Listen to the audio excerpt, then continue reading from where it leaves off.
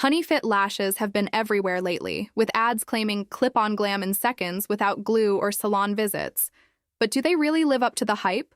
Or are they just another beauty trend riding viral momentum? After testing them extensively and reviewing user experiences, the results are mixed.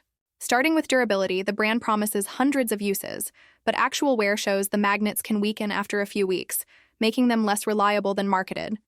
Comfort-wise, some users report irritation or misalignment if the eyeliner isn't applied perfectly, which can affect both fit and overall appearance.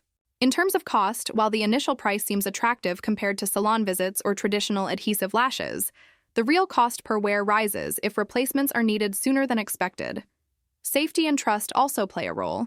The website is only about 10 months old, and its trust score raises questions for those cautious about online beauty purchases. Reddit and social media reviews reveal varied experiences. Some users love the quick glam and ease of removal, while others find the lashes fiddly or the magnets not strong enough for repeated wear.